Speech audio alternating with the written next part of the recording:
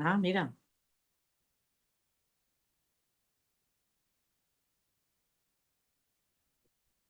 Vale. Bueno, pues vamos a empezar ya. Vamos a hablar hoy con Luisa Ferreros, que es neuropsicóloga, y con Victoria Revilla, bióloga. Han escrito ambas un libro que se llama Dime qué come y te diré cómo se porta. Y voy a poner aquí en el chat el enlace para que lo podáis ver. Mira, aquí Luisa nos enseña el libro. Está muy interesante, me estaba comentando justo que es muy práctico porque tiene incluso recetas que se pueden hacer fácilmente en casa, que se pueden congelar y se pueden tomar un día con prisas también. Entonces, la charla va a ir sobre cómo puede influir la alimentación en el comportamiento y en la formación del cerebro de los niños. Y vamos a pasar por hablar de las diferencias entre comer y nutrirse, luego la alimentación y la evolución del cerebro, el intestino como el centro de control emocional y también pues alimentos que pueden impactar en la conducta, tanto me imagino que como positiva como negativamente, y también los retos y mitos que afrontamos con la dieta moderna. Entonces ya sin más pues voy a darle paso a Victoria para que comience. No, a Victoria era... No, Luisa iba a empezar, o Victoria. Bueno, ¿Qué más sí, te parece? nos vamos compartiendo.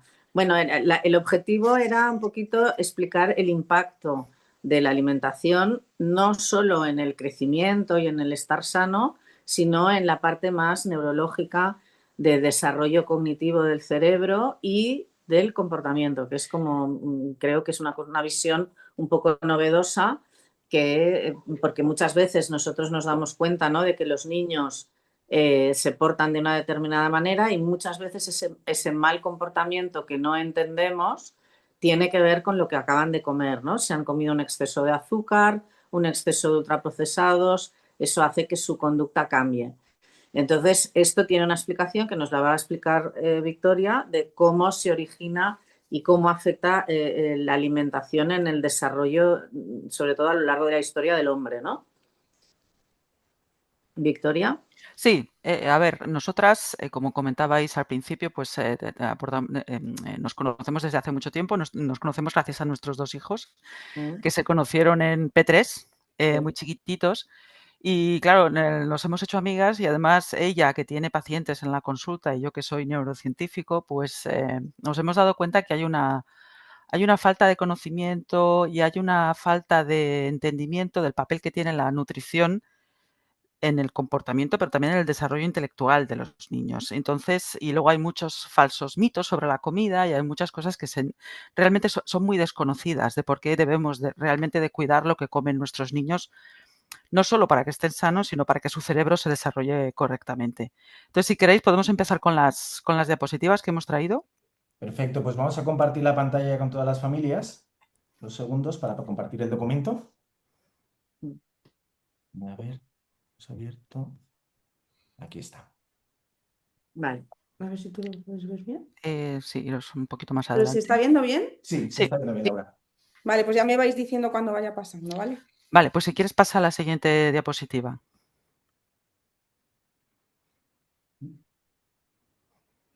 A ver. La siguiente. Bueno, la primera parte esto es un poco, sigue un poco la línea que llevamos en el libro, ¿de acuerdo? Entonces, en el libro empezamos explicando de dónde viene Homo sapiens y de dónde viene nuestro gran cerebro comparado con otros animales de mamíferos y primates de los cuales nosotros venimos, ¿no? Entonces, ya lo veréis en el libro, está explicado de manera muy sencilla, yo creo, pero al final el ser humano apareció cuando empezamos a cazar. El hecho de que nosotros venimos de una zona de África que hace cientos de miles de años sufrió una gran sequía y esto favoreció que desapareciesen los árboles y que se favoreciese a una especie que éramos antes, una especie antecesora nuestra, que era bípeda, que no necesitaba árboles para crecer. para vivir, ¿vale? Porque era capaz de caminar en el suelo, en una zona que además en esta zona de África, en este cambio, hubo un gran cambio climático que, como os digo, hizo desaparecer los árboles y no había para comer, no había vegetales para comer. Y solo sobrevivieron los que eran capaces de empezar a comer carne, animales muertos, etcétera, etcétera. Y esto, a lo largo de muchos cientos de miles de años y las diferentes especies de Homo que acabaron llevando a Homo sapiens, pues nos hicieron lo que somos hoy en día. Al principio fuimos cazadores-recolectores, comíamos básicamente caza y lo que pillábamos, y acampábamos muy cerca de donde había agua potable, como os podéis imaginar. El ser humano siempre ha vivido cerca de los ríos, pero también cerca del mar. Y el pescado, que es otra parte importante en la aparición del gran cerebro de Homo sapiens, fue cuando empezara a tener una parte muy importante en el desarrollo de la inteligencia que tenemos en nuestra especie. Y en los últimos 10.000, 12.000 años nos hicimos sedentarios. No era necesario salir a cazar ni a buscar comida porque domesticamos el trigo y empezamos a domesticar también los animales domésticos, pero hemos seguido comiendo pescado desde entonces, ¿de acuerdo? Entonces, nuestra dieta, somos un animal omnívoro y necesitamos de todo esto, de lo que buscábamos, encontrábamos por ahí, vegetales, raíces, tubérculos, etcétera, pero los alimentos de origen animal son los que hicieron el cerebro tan grande y tan inteligente que tenemos ahora. Tened en cuenta que la inteligencia la necesitábamos para poder cazar. Nosotros cazábamos animales que eran más grandes que nosotros. Y toda esa estrategia, socialización, etcétera, etcétera, y maneras de cazar animales de toneladas, esto era gracias a todo ese cerebro tan grande que teníamos y al ser bípedos, ¿no? Al ser bípedos, esto nos permitía pues, correr y utilizar estrategias para cazar que no tienen otros primates, que son vegetarianos, ¿de acuerdo? Entonces, este exceso de energía y este exceso de calorías que aporta la carne y el pescado se van al cerebro, a generar ese cerebro tan grande que nosotros tenemos y a desarrollar la inteligencia. Entonces, es importante que esto lo tengamos en cuenta porque la etapa de nuestra infancia en la cual el cerebro se hace grande y crece, realmente son menos de 5 años. Cuando nacemos, si veis los pediatras, siempre están midiendo el perímetro craneal, porque en estos primeros años el cerebro crece a velocidades muy intensas, necesita mucha nutrición, porque de nuevo, el cerebro se hace de lo que comemos. Y este grasa y proteína animal es muy necesaria para que el cerebro acabe de formarse y llegue a todo su potencial. Tened en cuenta que un niño de 5 años tiene un 90% de lo que ya será su cerebro adulto, ¿de acuerdo? Entonces, y bueno, y toda esta introducción viene un poco que luego lo uniremos con los mitos de pues, las dietas vegetarianas, el quitar la leche, el trigo, todo esto, pues son modas que nos desconectan de nuestra historia como especie y de lo que necesitamos para realmente crecer y llegar a todo nuestro potencial. Sí, o sea, yo creo, puedes pasar si quieres la siguiente diapositiva. O sea, yo creo que lo que es muy importante entender es que el niño nace inmaduro en todos sus aspectos, pero en el cerebro también. O sea, el cerebro ha de conectar sus neuronas, ha de desarrollarse. Y entonces yo lo comparo muchas veces, no sé si hay una diapositiva que salen unos móviles, que no sé en qué número. Sí, creo que viene después. A ver, pasa. Es que es muy visual para entenderlo. Ah, pues no, por eso Ah, pues no la tenemos aquí, no. Me ha ido. Bueno, yo lo comparo mucho porque ahora todos sabemos un poco para distinguir lo que es la capacidad intelectual de lo que es el rendimiento, ¿no? Entonces, es como un móvil. Tú sabes que cuando te compras un móvil de 64 gigas no es lo mismo que cuando te compras un móvil de 128 o de 256 o ahora que va a salir el de 1 terabyte, ¿no?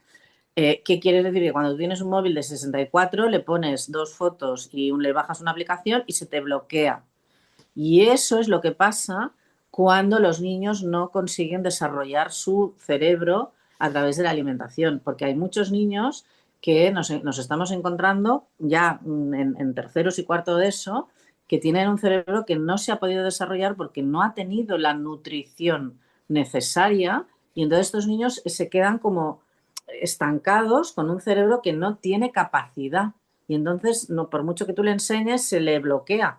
Entonces tienen una comprensión lectora bajísima, una lógica bajísima, o sea, es tremendo. Y muchas veces no tiene nada que ver con la genética, sino que a lo mejor estos niños tendrían un desarrollo estupendo, pero como han comido dietas ultraprocesadas, ultracongeladas, con cantidad de química y colorantes, saborizantes, en fin, de todo, pues claro, su cerebro no ha podido desarrollarse, porque el alimento principal del cerebro son los omega 3, los omega 6, esto nos lo explicará muy bien Victoria, y eso está principalmente en el pescado azul, en los frutos secos, en el huevo y en la carne.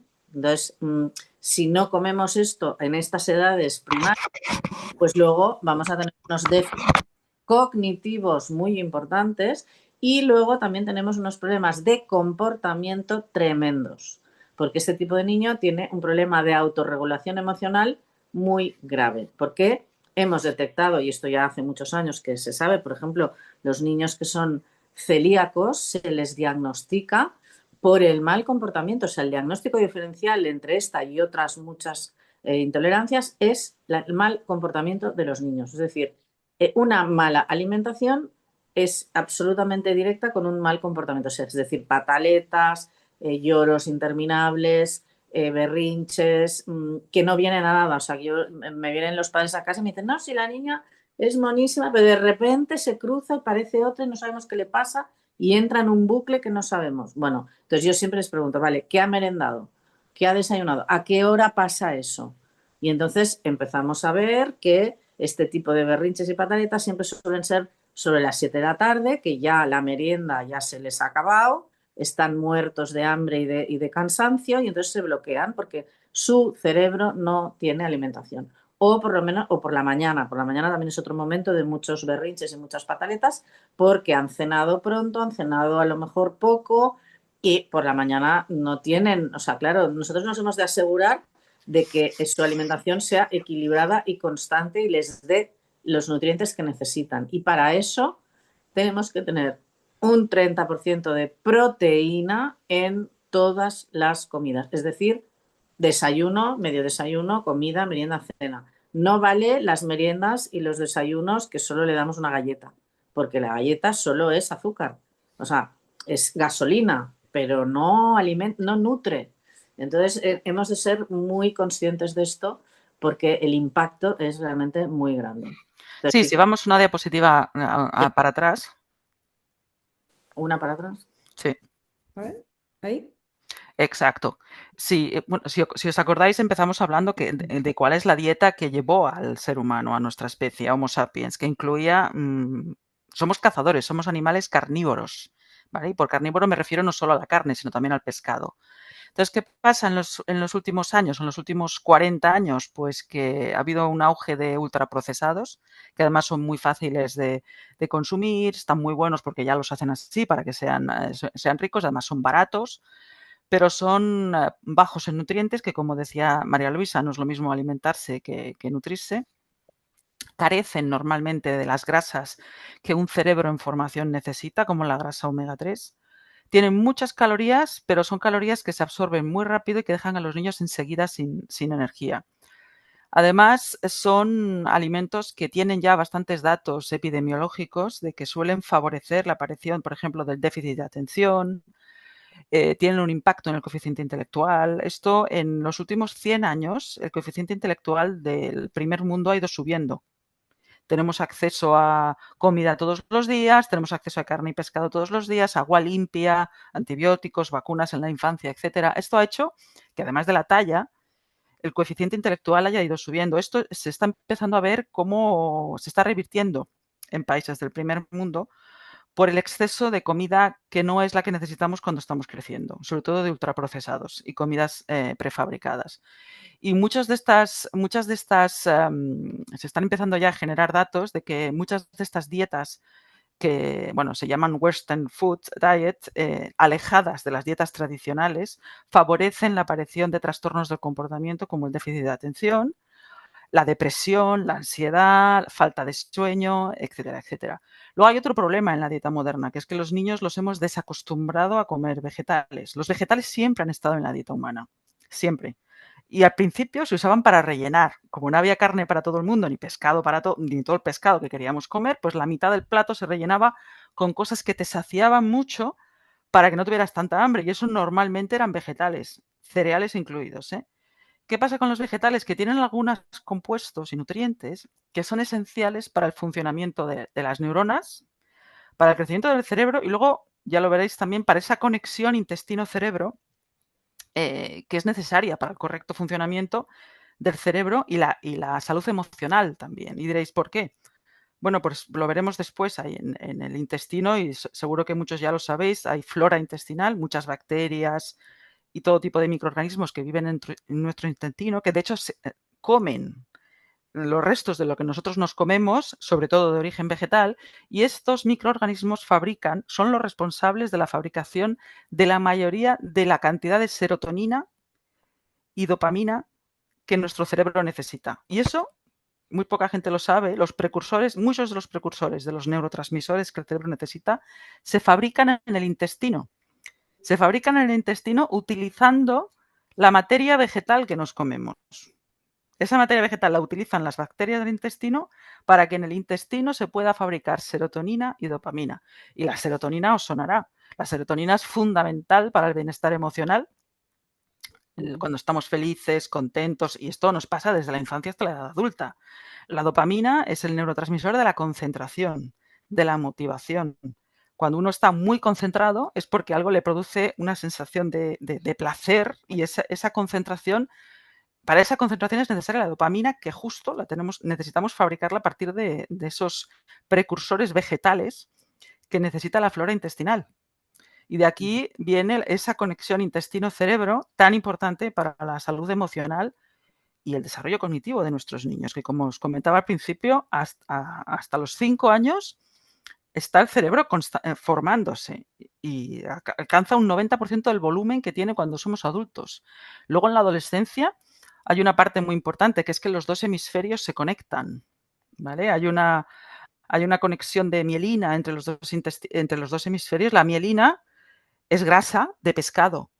La mielina es una sustancia que recubre las neuronas, que es medio grasa, medio proteína, y sobre todo está hecha de omega 3. Nuestro cuerpo no es capaz de fabricar el omega 3 si no tenemos una dieta rica en pescado desde el embarazo, yo diría.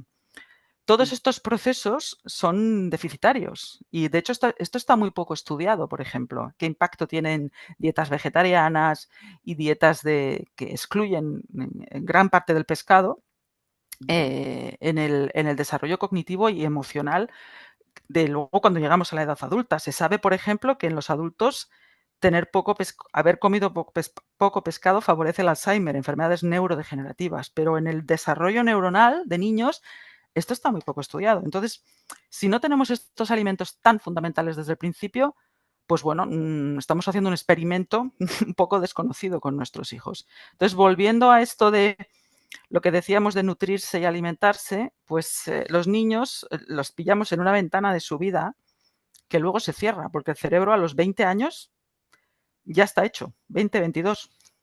Entonces, en esa etapa es muy importante que todos estos nutrientes vegetales, con lo que decíamos de vegetales, pero también de las grasas que el cerebro necesita y de la proteína, es muy importante que estén presentes todos los días en su dieta. Y entonces, sí. Importante, porque luego el otro día me vino una niña al despacho, que creo que te lo comenté, Victoria, que se comía perdona, que hay una alerta. Es una alerta de vendaval o algo así, perdonad. Sí. Vale, ya ha pasado.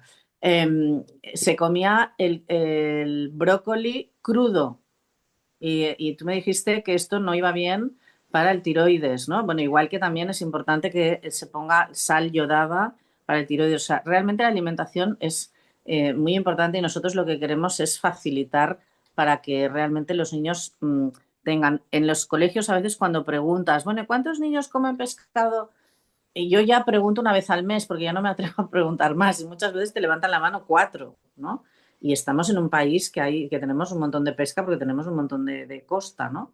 Y que aparte el pescado congelado es igual de bueno. y que no es necesario que siempre sea salmón, que es muy buena la sardina, la caballa, la anchoa, el pescado pequeño, y que ya sé que a los niños pequeños es muy difícil meterles el pescado porque no les gusta. Por eso en el libro hay una tercera parte en la que ponemos recetas fáciles que es pues eso, triturar un poquito de merluza, un poquito de tal, con zanahoria y brócoli, hacer unas bolitas y podemos hacer o albóndigas o podemos hacer hamburguesitas pequeñas y eso lo podemos hacer un día, hacemos 35, luego las tenemos congeladas y en un momento que ¿qué le hago para cenar? ¿Qué le hago? Y eso al final les encanta a los niños. Entonces, les hemos de ir educando porque es verdad que si de pequeños ellos se acostumbran a comer comida real, eso es yo creo el término más importante, comida real y que en todas las comidas que hagan haya un 30% de proteína y sobre todo mirar un poco que sea variada, pues esto les va a facilitar muchísimo su desarrollo y su evolución. Hemos de ser muy conscientes de esto. Entonces, el impacto de verdad es importantísimo y por eso hemos hecho una cosa muy práctica para que os sea fácil poder decir, bueno, a ver, si a mi niño le cuesta dormir, ¿cómo puedo hacerlo? En vez de dándole medicamentos, pues cambiándole un poquito la alimentación. Pues, por ejemplo, para que un niño duerma bien hay que ponerle alimentos en la hora de la cena que tengan triptófano, como por ejemplo, pues la patata hervida. O sea, hay muchos secretos y muchos trucos para poder conseguir esto. Por ejemplo, si necesitamos que se concentre más, pues necesitamos alimentos que lleven magnesio y que lleven zinc. ¿Dónde está el magnesio? Pues en las espinacas, en los frutos secos. Mi hijo no quiere, no le gustan los frutos secos. ¿Cómo hago para que tome frutos secos? Pues, por ejemplo, voy a hacer magdalenas. Pues en vez de usar harina normal, cojo frutos secos variados, los trituro y uso eso como harina. Y hago la misma receta, pero con harina. Que no le quiero poner azúcar porque tal, pues en vez de azúcar le pongo plátano o le pongo manzana. Y entonces el niño come su magdalena encantado de la vida porque estará buenísima, pero está comiendo frutos secos, está comiendo omega 3, está comiendo omega 6, o sea, se está nutriendo. Entonces yo creo que eso es lo que hemos de, lo que nos gustaría transmitir, que nos demos cuenta que sí que es verdad que hemos de planificar un poquito, pero que no es tan difícil y que a verdad si tú les enseñas y haces que ellos sean partícipes, es muy importante que ellos nos ayuden a preparar las cosas, ¿no? Hacemos magdalenas, venga, pues tú, que tengan 3 añitos, 5 añitos, venga, tú remenas por aquí, tú haces esto, lo hacemos juntos, lo comemos juntos. Todo eso es muy educativo, muy saludable y les enseña ya de pequeños a cuidar su mente y su cuerpo. Y de hecho es muy sencillo, porque de hecho aquí en casa tenemos la dieta que tiene más evidencia de uso de miles de años, que mejor impacto tiene en el desarrollo emocional e incluso cerebral, que es la dieta mediterránea. Si pasamos a la siguiente diapositiva, la dieta mediterránea tiene la mezcla ideal tanto de pescado como de carne, de alimentos de origen vegetal, verduras, legumbres, etcétera, etcétera. Aceite de oliva, que tiene este verde del aceite de oliva virgen, está lleno de fitonutrientes que son absolutamente necesarios para el cerebro y para esa flora intestinal que nos ayuda a fabricar los neurotransmisores que necesitamos. Entonces, es simplemente tener en cuenta volver a la comida tradicional, ¿vale? Pescado azul y blanco. Pescado azul siempre que podamos. Carnes, nada de dejarnos seducir por dietas vegetarianas. Esto si son adultos y deciden ser vegetarianos y lo quieren ellos decidir, perfecto, pero mientras están creciendo es someter a nuestros hijos a un experimento, como os digo, porque el cerebro necesita alimentos de origen animal para poder llegar a su máximo potencial. De hecho, volviendo al pescado y a la necesaria importancia de la grasa de pescado, el 20%, si cogemos un cerebro y lo trituramos, el 20% de eso es grasa de pescado. Y como os decía al principio, nuestro cuerpo no la puede fabricar. Y a los 20, 22 años el cerebro está hecho, ¿de acuerdo? Ya no hay, a ver, sigue habiendo remodelación, sigue habiendo un poco de plasticidad neuronal, pero el cerebro se hace hasta la primera parte de la segunda década de la vida. Entonces es una ventana que tenemos que estar ahí para que los niños alcancen su máximo potencial. De hecho, hay muchos datos que dicen que dietas ricas en omega 3 ayudan a mejorar el coeficiente intelectual, previenen, los déficits de atención, las depresiones. Hay muchos datos que apuntan a que una dieta tipo como la mediterránea o la que tienen en Japón ayudan a prevenir todo este tipo de patologías y de déficits del comportamiento ya en la infancia. También en la edad adulta, pero ya en la infancia. Sí, en la infancia lo hemos comprobado. Llevamos ya más de 15, 20 años trabajando en esto y yo he tenido muchos casos de niños con mal comportamiento, con estas pataletas, estos berrinches que no encontrábamos explicación ninguna, o sea, que no era porque le habían reñido, ni porque se le había dicho que no, ni porque sino que de repente, y la mayoría hemos conseguido revertirlas cambiando la alimentación. Y es muy bonito porque los propios niños, ahora estoy pensando en un niño que empezó a venir que tenía 6 o 7 años porque se enfurruñaba y tal, y él mismo te decía, es que yo no sé qué me pasa. ¡Uy! Perdón, perdón, se me ha caído todo. Digo, no sé qué me pasa, que, uy, se me ha desconectado. Aquí, vale. Digo, no sé qué me pasa, que me enfado y no sé cómo salir. Y es como si tuviera, él me decía, es como si tuviera un demonio dentro y no, yo no puedo hacer nada. Y entonces, poco a poco, le fuimos enseñando cómo le afectaba pues cuando él comía chuches o cuando él comía patatas fritas o cuando él se comía un donut, que veíamos absolutamente que al cabo de media hora le entraba este demonio que se convertía en un gremlin y era como tal. Y él mismo, poco a poco, fue acostumbrando y le decía a su madre, mamá, llévame nueces y llévame un quesito. Entonces, él ya sabía que cuando empezaba a sentir que se iba a portar mal, se tomaba un quesito con un trozo de manzana y una nuez y se quedaba como nuevo y se calmaba.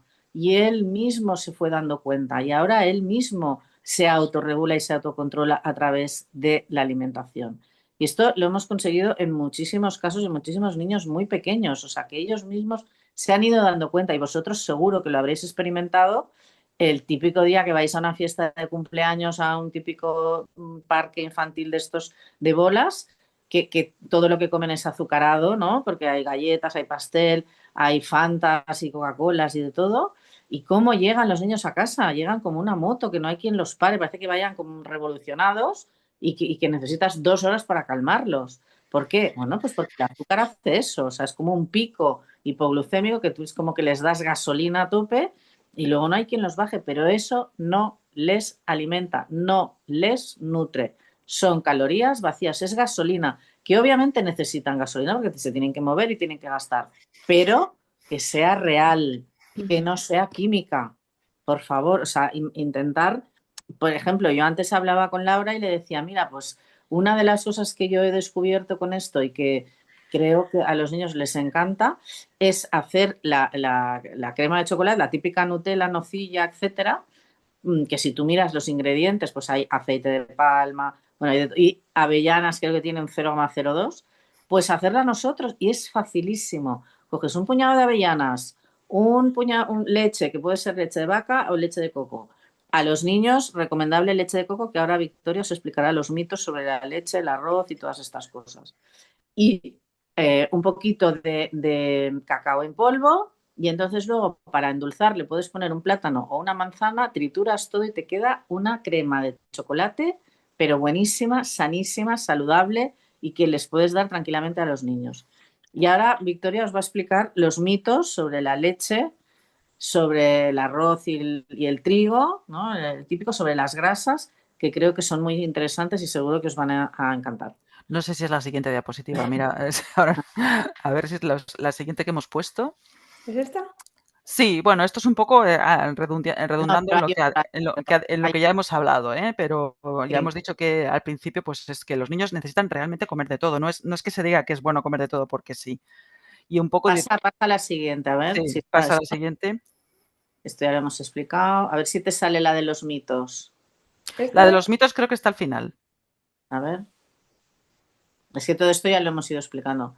Sí, magnesio. Como luego Bueno, lo si vas... queréis, volvemos para atrás y luego lo Sí. contamos. Pero en el libro hay un capítulo que es muy interesante, yo creo que veréis, que Bueno, hablamos de los mitos de la alimentación moderna, ¿no? El trigo está mal, es mejor el arroz, las leches vegetales no aquí. sí, están mal, es Así. mejor que la leche de vaca, el ser humano no está hecho para tomar leche de vaca, cosas como, por ejemplo, pues los fritos están mal y todo esto, ¿no? Entonces, pues bueno, volviendo a nosotros, de dónde venimos, nosotros somos descendientes de agricultores y pastores. Los europeos, los que somos de origen europeo, pero también mucha parte de los africanos, éramos capaces de sobrevivir porque éramos capaces de digerir la lactosa de la leche. Los europeos llevamos comiendo queso y derivados lácteos desde hace miles y miles de años, ¿vale? En el norte de Europa más, un poco menos en el sur de Europa, que somos más pescadores, pero los niños necesitan leche de vaca. La leche de vaca, si se compara nutricionalmente con las leches vegetales, no tiene nada que ver nutricionalmente, ¿de acuerdo? La leche de vaca, además de tener calcio, que es lo que conocemos todos, tiene una cantidad de proteína de gran calidad muy elevada, tiene vitaminas del grupo B, tiene lactosa que ayuda a absorber el calcio de la leche. Y nosotros, de nuevo, venimos de pastores, de los que domesticaron a las vacas, a las ovejas, etcétera, etcétera. Y nuestro tubo digestivo lleva miles de años acostumbrado a comer queso y yogures. Leche fresca menos, porque el frigorífico es una cosa de hace poco tiempo, pero la nutrición que aporta un yogur versus un vaso de leche de coco o de avena no tiene absolutamente nada que ver. Y muchos niños comen poco porque tienen poca hambre. Si encima les damos una leche vegetal que nutricionalmente es mucho más pobre, pues les estamos quitando una fuente de nutrición muy importante. El otro mito es el del trigo. Se ha puesto de moda no dar trigo a los niños, no comer pan, no dar trigo, y se ha sustituido mucho por el arroz. El arroz, y esto hay un comunicado de la Sociedad Norteamericana de Pediatría, de que mucho del arroz que consumimos está contaminado por arsénico. El arroz absorbe el arsénico de los terrenos donde se cultiva y mucho del arroz que comemos viene de la India, de China y de sitios que no tienen la calidad medioambiental que tenemos en Europa. Entonces, es un error sustituirlo. Aparte de que el arroz blanco, cuando se le quita la cáscara, pierde el germen. Y en el germen de los cereales es donde están todas las vitaminas y todos los nutrientes más allá del almidón. Entonces, al trigo esto no le pasa. Al trigo, cuando se le quita la cáscara, el trigo blanco, un pan blanco, sigue manteniendo el germen y mantiene toda su nutrición. Entonces, cuando sustituimos el trigo por el arroz, estamos de nuevo cometiendo un error bueno, ahora está de moda que no nos gusta el gluten y tal, cuando nosotros somos descendientes de los señores que domesticaron el trigo hace 12.000 años. Si no, no estaríamos aquí. ¿De acuerdo? Y es un error porque nutricionalmente es mucho más equilibrado y aporta fibras, vitaminas, minerales esenciales el trigo, mucho más que el arroz. Y además el arroz puede estar contaminado con arsénico, como nos dice la Sociedad Norteamericana de Pediatría, que no pasa nada, que comamos arroz de vez en cuando, pero es mucho más sano el trigo. ¿Vale? El otro gran mito, los fritos. Pues bueno, nosotros hemos dejado de hacer fritos en casa, en aceite de oliva virgen, que es como se hacía antes cuando comíamos dieta mediterránea de verdad. Claro, los fritos tienen mucha grasa, pero si es grasa buena, esto es lo que a los niños les mantiene saciados y sin picos de déficit de energía durante horas. Claro, hemos sustituido estos fritos de casa, unas patatas fritas en casa, un pescado frito en casa, en buen aceite, en un aceite que se usa una vez en una sartén en lugar de una freidora. Hemos sustituido esto porque nos han dicho que es malo, lo hemos sustituido por los fritos que nos comemos fuera de casa o por patatas fritas industriales o por que no tienen nada que ver, ¿de acuerdo? Y una cosa es un frito que se come una persona de 50 años, que a lo mejor no puedo comer tanto de eso porque no me hace falta tanta energía, pero para un niño esto es bueno. El aceite de oliva en la que freímos, en esa sartén, como se freía antes, es un aceite que hemos utilizado una vez para freír. Esto, a ver, los niños pequeños, el mío, yo le hago pescado frito, hago bocates fritos, boquerones fritos en casa. Está sin hambre horas, tranquilo, en el suelo jugando. ¿Por qué? Porque esa grasa buena que tiene con proteína del pescado o de la patata, pues esto les mantiene calmados, saciados, concentrados, duermen bien.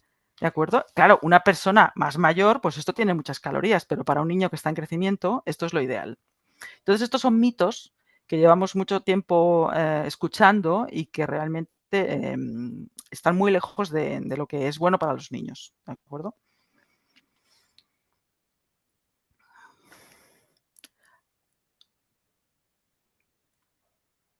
Vale. ¿Había alguna otra de mito? Yo creo que no. Es Si que no hay quieres, más, por eso no lo encuentro donde pone eso. No, bueno, si es que como hemos hecho variaciones varias. sí, es que. por eh, eso. Pero bueno, hay unas slides que si queréis podemos comentar con algunos nutrientes esenciales, como por ejemplo los que hablamos del magnesio. Del omega 3 creo que ya os hemos hablado bastante. Queda claro que comer pescado es fundamental para que el cerebro se desarrolle. Pero por ejemplo, el magnesio, que no lo hemos comentado y que solo está en los alimentos de origen vegetal, es fundamental para el buen funcionamiento del cerebro y cada vez hay más estudios que confirman que muchos niños lo que tienen es falta de magnesio y no déficit de atención. De hecho, la falta de magnesio genera déficit de atención y problemas de sueño. Entonces, este es un ingrediente, no lo llamaría ingrediente, pero un micronutriente esencial para los niños en crecimiento. Y el magnesio solo está en los alimentos de origen vegetal.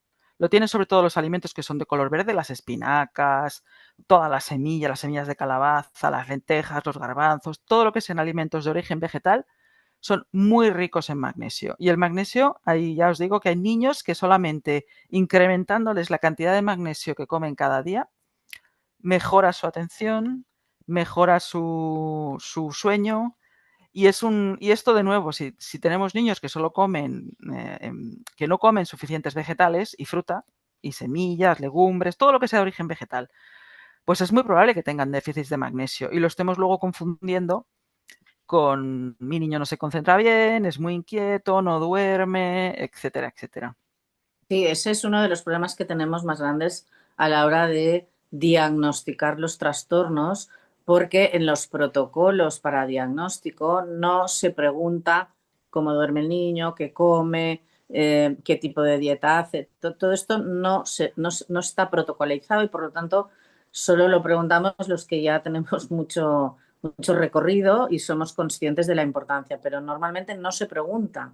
Entonces se confunde porque claro, un niño que duerme mal, que duerme poco, que come mal, que obviamente no come nada de todo esto, presenta exactamente la misma sintomatología que un niño con TDA, o sea, con trastorno de déficit de atención, que es un trastorno.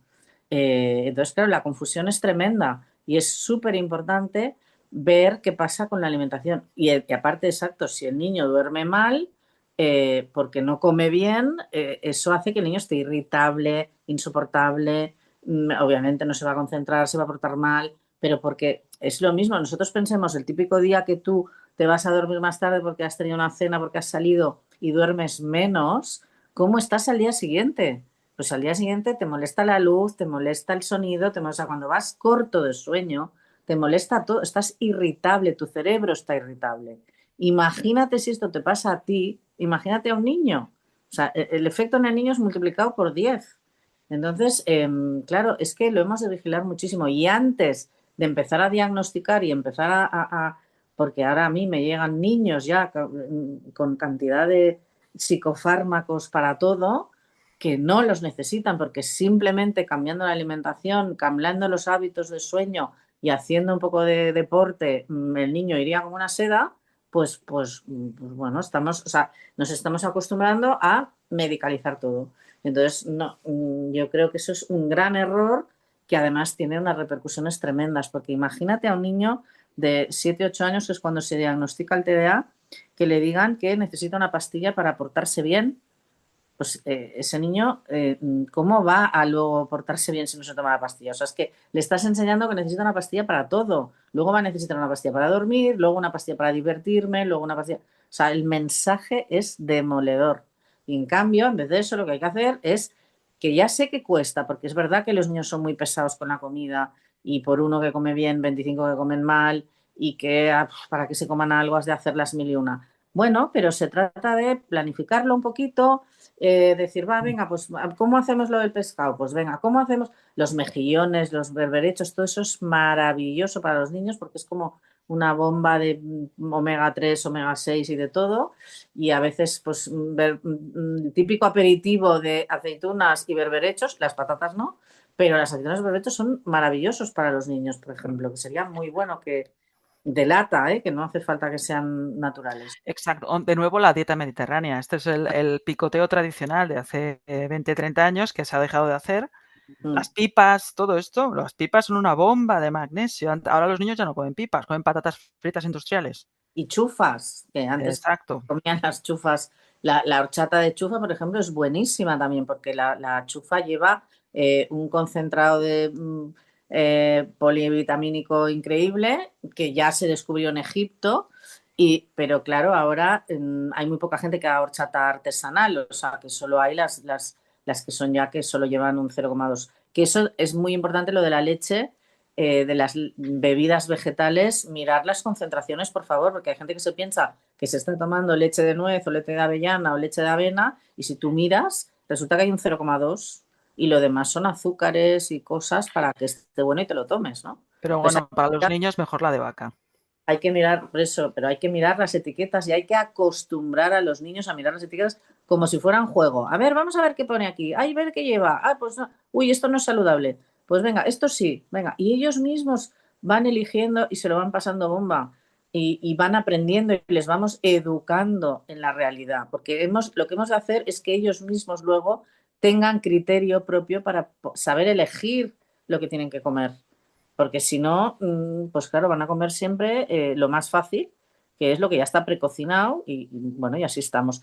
Fijaros que el país que tiene más problemas de obesidad y de salud mental y tal es Estados Unidos. Porque comen fatal, porque todo es precocinado, absolutamente todo, pero no ahora, llevan 40 años comiendo precocinados. Entonces, bueno, pues por eso tienen tal cantidad de problemas. ¿Dónde tienen mejor salud Pues en Japón. ¿Por qué? Pues porque en Japón comen mucho pescado y mucho pescado azul y lo comen desde siempre y tienen una dieta muy equilibrada y no comen ultraprocesados. Es más, en los colegios, es que leí el otro día un informe, creo, de Lancet, de la revista esta médica, que lo ponía que en el gobierno ha impuesto toda una serie de normativa a nivel de alimentación, tanto en los colegios como en las familias, para intentar que los niños coman bien, hagan una vida saludable y tal. O sea, invierten mucho en salud, cosa que aquí pues no hacemos y en Estados Unidos menos. Pero claro, hemos de mirar, ya sabemos que es más fácil, pero si lo tenemos preparado y anticipado, al final, y sobre todo, si nosotros damos ejemplo, que esto también es muy importante, cosas muy importantes. La comida nunca, nunca tiene que ser un premio o un castigo, porque entonces les estamos enseñando a los niños que la comida tiene un valor emocional y eso es el principio del fin. Porque entonces no van a comer por hambre, sino que van a poner para hacerte chantaje emocional. Ah, pues si no me das esto no como, que esto es muy típico cuando son pequeños. Y esto hay que escapar de aquí corriendo. O sea, la comida nunca puede ser ni un premio ni un castigo. Si lo haces bien te doy una chocolatina, no. Y si lo haces mal, no te quedas sin postre, esto tampoco, ¿vale? O sea, hay que comer para saciar la alimentación. Hemos de dejar que el niño coma para alimentarse, ¿no? No por chantaje emocional, ¿vale? Y esto son cosas súper importantes de la alimentación, ¿no? Y de los hábitos. Y el otro es que nosotros hemos de dar ejemplo, hemos de comer juntos, hemos de intentar hacer alguna comida o una cena juntos en una mesa, sin pantallas, sin móviles que suenen, sin cosas para poder hablar con tu hijo, para poderle escuchar, para tener una conversación y para que ellos aprendan. Y muchas veces tú, cuando tú estás comiendo, dices, oh, qué bueno esto y tal, pues el niño va a querer probar de lo que tú comes. Pero claro, si comemos cada uno a una hora y cada uno en una habitación y cada uno con una pantalla diferente, que esto se hace en muchísimas casas por prisa, por tiempo, por mil cosas, pues claro, pues los niños que aprenden a comer palomitas viendo la película, a comer helado, a comer, bueno, lo fácil. Voy a la nevera, me pongo esto, me chufo delante de la tele y entonces como no me he enterado de lo que he comido, como el triple. ¿ya? Y entonces los niños empiezan a comer por ansiedad, empiezan a asociar pantalla con comida, entonces hacen unas asociaciones con la comida que la comida al final deja de perder el sentido que tiene, porque tú comes para nutrirte y para alimentarte, no para hacer chantaje emocional, no para ver una película, no para hacer otras cosas. Eso creo que es muy importante. Bueno, pues si queréis, ahora como ya estamos casi en el tiempo, bueno, ya veréis en el libro que hablamos de otros nutrientes esenciales para esto que comentamos, para que el desarrollo emocional e intelectual del cerebro sea el correcto. Muchos nutrientes que son de origen vegetal, un poco para lo que os comentábamos al principio de esta conexión intestino-cerebro, porque las bacterias de nuestro intestino fabrican muchos neurotransmisores, pero esto lo podéis ver en el libro si queréis. Entonces, si queréis, ahora podemos abrirlas, si alguien quiere hacer alguna pregunta y ya os decimos que en el libro hay un mogollón de ejemplos de recetas, de desayuno, de merienda, de las comidas, si queréis, más complicadas, que por ejemplo, el desayuno, que es muy típico dar desayunos dulces, pues en el libro encontraréis desayunos que no son dulces, porque de estos desayunos no son nada buenos para los niños, para enviarlos al colegio y que luego estén horas sin comer, ¿no? Pero bueno, esto lo encontraréis en el libro, ideas para hacer cosas rápidas, cosas fáciles, todo muy basado en la dieta mediterránea, que como os digo, es que no hay que reinventar la rueda aquí. Tenemos aquí en casa, muy cerca, una de las mejores dietas, si no la mejor, con más evidencia de que es una dieta que mejora la salud cerebral, emocional y alarga la vida, de hecho, pero todo esto lo encontraréis en el libro. Entonces, si queréis hacer alguna pregunta, yo creo que, no sé si tú, María Pues, Luisa, quieres añadir alguna cosa o... lo único, apuntar que para hacer las preguntas, que por favor utilicen el chat y ya las vamos gestionando. vale. Vale. No, yo solo quería también añadir que también en el libro encontraréis, pues para cada conducta de los niños, pues para cuando son demasiado movidos, cuando son hiperactivos, cuando no se concentran, cuando hacen patales, también hay un poco para cada tipo de personalidad, un poquito qué tipo de alimentos necesitan para contrarrestar esos efectos a nivel de comportamiento. Entonces creo que es un libro práctico, útil y que nos puede ayudar mucho. Y a partir de aquí, pues estamos abiertos a todas las preguntas que podáis hacer. Bueno, pues mientras se animan, si os parece, yo voy a hacer una. Vale. Quería preguntaros si, así para engañar un poco a mi hijo, por ejemplo, que no le gusta el pescado y tal, yo le suelo hacer bocadillos de caballa, de sardinas y eso, Muy y bien. por ahí entra.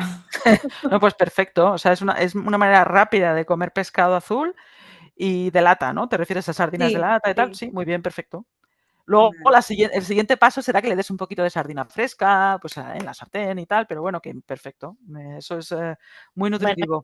y hacer esto que decíamos de hacer eh, albóndigas o hamburguesitas de pescado con, o sea, mezclando la miga o sea, desmenuzando un trozo de merluza, por ejemplo, o de sardina o de salmonete, con un poquito de brócoli, un poquito de zanahoria, rehogado con la paella, un poquito de ajito para que tenga sabor, y entonces lo empanas con harina de garbanzo y haces unas cuantas, las congelas y eso les gusta muchísimo. Eso con unas patatas fritas hechas en casa, que las hacemos nosotras con aceite de oliva, es una cena estupenda, por ejemplo, Ah, ¿no? bien. Claro, sí, sí, o sea, esto es muy bueno. Y el atún de lata se lo puedes meter en todos los sitios. O sea, puedes hacer una pasta boloñesa en vez de con salsa de tomate y carne, pues con salsa de tomate y atún. O a veces yo también les pongo un poquito de berberechos y un poquito de mejillones por ahí y ahí más o menos cuelan. Y si ves que no, lo trituras en la salsa de tomate. Que Vale. eso, o sea, claro, tú en la salsa de tomate le metes un poquito de berberechos de lata, pum, lo trituras, que le da el punto de sal, no se nota y los niños están comiendo ahí, bueno, maravillo. Muy bien. Una pregunta, perdón, es que tenéis el chat deshabilitado, entonces no se pueden escribir las Ah, preguntas. Pues ¿Cómo se llama esa vida? Vale. ah, Yo quería preguntar, porque yo tengo un pequeño de 14 meses y a mí siempre me ha costado saber cuánta cantidad de proteína al día debe comer. O sea, vi que estabais comentando, pero no entiendo que es a nivel general, pero sé que a por ver, edades, por por mes, edades, varía esto, bastante. claro, varía porque a los niños tan chiquititos, pues tienes que seguir las indicaciones del pediatra. Y ahora yo no me acuerdo porque el mío ya tiene 16 años, pero cuando son pequeños no se les suele dar tanta proteína porque sobrecargas el riñón. ¿de acuerdo? Entonces, hasta que el riñón no es maduro del todo, pues sí que el tuyo ya es más crecidito, pero eso tienes que seguir siempre las indicaciones del pediatra. Luego, cuando ya son más mayores, sí, no hay que exagerar con la proteína, es un trocito. Pero nosotros lo que queremos indicar un poco es que hay ciertas comidas del día que son muy dulces, por ejemplo, la merienda y el desayuno, y es bueno en esas comidas también meter un poquito de proteína para saciarles más. Pero tú siempre, en esto tienes que seguir las indicaciones del pediatra. Cuando los niños son más chiquititos, normalmente hay proteína, pero no tanta, ¿de acuerdo? Porque hasta que el riñón no está maduro, exceso de proteína sobrecarga el riñón. Mira, es más o menos la cantidad recomendada por los pediatras, es 1 gramo de proteína por kilo de peso al día, Exacto. ¿vale? Más o menos. Vale. ¿Y la frecuencia del pescado? Entonces, por ejemplo, pues le puedes dar a un niño de 14 meses, pues son 30 gramos de pollo, de pavo o de pescado, un vaso de leche entera, un yogur, unas lentejas y medio huevo al día, por ejemplo. Sí. ¿Vale? O sea que lo puedes ir, bueno, pero es importante que tome proteína variada. Sobre todo, lo más importante es que en cada comida haya Hay un poquito. ese 30%, o sea, que sea 1/3, ¿no? Porque el poquito de proteína en cada comida es lo que le da la estabilidad emocional y de comportamiento de los neurotransmisores que comentábamos. Bueno, de hecho lo veréis explicado también en el libro, que cuando tenemos una digestión que mezcla todo, carbohidratos, proteínas, lípidos, la glucosa se libera muy despacito. ¿Vale? Cuando tenemos una digestión donde solo hay carbohidratos o azúcar o fruta y no hay ni proteína ni grasa, la glucosa se libera muy rápido a la sangre. Y esto un adulto lo puede gestionar porque tenemos reservas de grasa y sabemos lo que es el hambre y nos controlamos. Pero un niño, esto lo que le hace es que tiene de repente un breakdown, ¿no? Un meltdown. Se empieza, pues es la pataleta, la rabieta, tal, porque le falta energía. Entonces es muy importante que en los niños, y sobre todo si están ya en el colegio, tienen que estar sentados, atentos, etcétera, un niño que haya desayunado sin proteína, sin grasa buena, tendrá esa caída de energía, ese shock hipoglucémico cuando le falta en el desayuno grasa buena y proteína. Y por eso incidimos en que haya siempre un poquito de proteína y siempre un poquito de grasa buena en cada comida. Entonces, desayuno, sobre todo, porque van al colegio y luego a veces meriendan allí o desayunan allí, pero es bueno que ya desde casa les enseñemos a comer pues su pan con un poquito de aceite de oliva, un poquito de jamón o un poquito de, pues esto, las sardinas en lata que me decías, hombre, si es muy chiquitito no, pero un poco que sea un desayuno más salado y que para evitar esos excesos de glucosa en la dieta que hacen que el niño a la hora y media de haber desayunado esté sin energía. Y cuando un niño está sin energía se porta mal, no se concentra, tiene a todas las edades, ¿eh? A todas las edades. Porque esto hasta que no eres adulto no lo gestionas. No lo gestionas. A ver, vamos a responder a esta pregunta que dice una niña de 2 años que sufre estreñimiento y le ha restringido los lácteos. A ver, yo no restringiría los lácteos. Por ejemplo, el yogur natural sin azúcar va muy bien y ayuda incluso a la fermentación para mejorar el estreñimiento. Lo que yo sí que haría es añadir frutas con mucha fibra, como por ejemplo el kiwi, la ciruela, la naranja, este tipo de cosas, ¿no? O sea, hay que ver y la fruta, obviamente, masticada, o sea, que la mastique, ¿no? No que la triture. Mucha agua, los cereales integrales y verduras, ¿no? Judías verdes, tal. Pero no porque le elimines el vaso de leche, la niña va a estar menos estreñida. Lo que hay que hacer es añadir fibra. Entonces, hay que añadir yogur, hay que añadir verdura, hay que añadir integral, mucha agua, porque eso es importante, y frutas con fibra como el kiwi, por ejemplo, que es el que tiene más, ciruela, naranja, melocotón, y si puede ser cortaditas, que las mastique y que eso le haga... o sea, normalmente cuando tú te tomas un par de kiwis como desayuno en ayunas, eso hace que baje directo. Va muy bien. Y hay una cosa que se llama el Blevit Digest, que es precisamente esto, kiwi, ciruela y tamarindo liofilizado, que hacen este efecto también. Entonces, yo lo que haría es esto, no eliminar una cosa, sino añadir y revisar bien qué es lo que come y qué es lo que no come.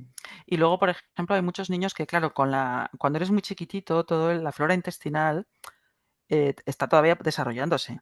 ¿vale? Y entonces la flora intestinal, como comentaba antes, come de lo que comemos. Entonces tendrás más bacterias o menos bacterias de otras y esto también afecta al ritmo intestinal. Entonces es muy importante que la niña se acostumbre a comer 2 o 3 veces por semana legumbre, ¿vale? La legumbre es lo que más fibra tiene y luego cosas como los puerros y las cebollas. Esto tiene un probiótico que se llama inulina, que va muy bien para que la flora intestinal correcta se desarrolle correctamente. Y esa inulina hace que las bacterias buenas crezcan y además es fibra, ¿vale? Entonces, poquito a poco, pues esto, purés con puerro, con un poco de calabacín, tal, aparte de lo que decía María Luisa. Y esto lo veréis hay uno de los capítulos del libro que hablamos de todos estos componentes de los vegetales que son esenciales para que el tubo digestivo, la flora, sea la correcta. Y hay algunos vegetales que no nos hace falta comprar ningún probiótico, ni prebiótico, ni nada, que ya los tienen. Y esto que os digo de el puerro, la cebolla, todo esto, son muy buenos para equilibrar la flora intestinal y que el tránsito también vaya mejor. Vale. Luego tenemos aquí el tema de la leche de coco, que yo es verdad que he dicho que al hablar de la crema de cacao se puede poner leche de vaca o leche de coco, pero es verdad que en niños pequeños recomendamos más la leche de vaca por todo lo que ha explicado Victoria. La leche de coco, pues bueno, de más mayores, sí, no es mala, pero no tiene la misma proteína y la misma nutrición que tiene la leche de vaca, ¿no, Victoria? Y luego la grasa del coco, aunque se ha puesto muy de moda, no es buena para la salud. Es una grasa saturada. Si os miráis lo que recomienda la Sociedad Americana de Enfermedades Cardiovasculares, es una barbaridad sustituir el aceite de oliva por la grasa de coco. La grasa de coco es una grasa saturada que se pega en las arterias. Entonces, aquí teniendo aceite de oliva, no. Y luego, otra cosa es que hay personas que es verdad que en España, en el sur de Europa, hay un 50% de la gente que le sienta mal la lactosa, que tiene intolerancia a la lactosa. Pues sí, no pasa nada. Si dentro de un contexto de dieta equilibrada y que comes de todo, pues no pasa nada, te la puedes tomar. Pero para los niños es mejor un yogur, un tal de vaca. La vaca es mucho más nutritivo. Nosotros somos un mamífero, ¿vale? La leche de vaca nutricionalmente no tiene nada que ver con ninguna leche vegetal. O sea, es mucho mejor. Sí. Luego nos preguntan sobre el tema de los ultraprocesados, el jamón York, el pavo, que es muy recorrido para la merienda. Claro, esto hay que mirar en los ingredientes del jamón que compremos si es 99% jamón, o sea, proteína o Carne porque, claro, sí.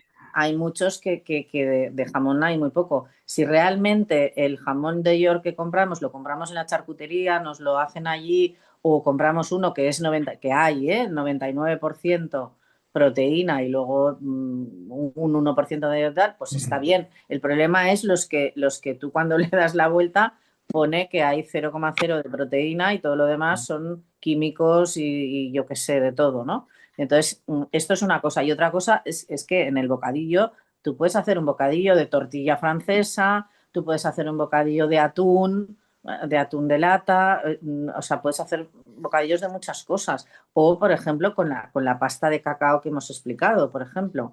O sea, que hay muchas recomendaciones, en el libro hay muchas más, pero si luego meriendan en casa, una merienda buena también es un yogur griego bien de todo, nada de light y todo esto, no, con toda su grasa y con todo, que ahí le puedes poner frutos secos, le puedes poner un trozo de plátano, le puedes poner unas chips de chocolate y esto es una merienda buenísima porque tiene todo, tiene grasa saludable, tiene calcio, tiene proteína, tiene de todo, ¿vale? De todos modos, si de vez en cuando dais un bocadillo de jamón York o de jamón tal, no pasa nada, no hay que obsesionarse. No, ¿vale? hay que mirar que sea 99% jamón. Exacto, carne. Y de nuevo, en España tenemos muy buen embutido. No es bueno comer embutido todos los días, pero si tenéis un jamón bueno, tenéis un chorizo bueno, un jamón cocido como Dios manda, pues no pasa nada. Otra cosa es que si el niño va a merendar eso, que es pan con carne, luego va a cenar pizza, la pizza es otra vez pan con carne y un poco de salsa de tomate de bote. Ha desayunado un croissant y en el colegio ha comido croquetas, me lo estoy inventando, con un filete con patatas fritas. Como estáis viendo, no ha comido nada vegetal, ni ha comido nada que sea, o sea, claro, si No ya ha has comido comido, comida real. claro, si ya has comido pizza, pues no vas a comerte un bocadillo después, porque la pizza ya es pan, ¿vale? O sea, es que lo que hay que hacer es la dieta variada y comer un poco de todo, que si merendamos un bocadillo de jamón, perfecto, pero luego para cenar tendrá que haber un poco de pescado y verdura. Si en el colegio han comido, me lo invento, lentejas, perfecto, y un poco de carne, pues para cenar hay que compensar. No han comido verdura cruda, por ejemplo, pues le voy a dar una ensalada. Se tienen que acostumbrar a comer verdura cruda, verdura cocinada, tal, y esto mirando a ver lo que ha comido el resto del día. Sí, y sobre todo el brócoli crudo, no, porque Sí, las viene, verduras estas de tipo crucífera que se llaman la col, el brócoli, el cale, todo esto inhiben el tiroides, la función tiroidea y se han puesto de moda porque nos viene de los gimnasios y todo esto y un poquito no pasa nada, como todo. Pero, lo que tiene que pero estar hervido, que no puede ser claro, crudo. Esto es exacto. lo que quería decir. Vale, a ver qué más. Aquí tenemos otra. ¿El arroz basmati es peor que el arroz tradicional? A ver, yo no compro arroces que no vengan de España. Mm, Yo me como el arroz de Valencia, el del...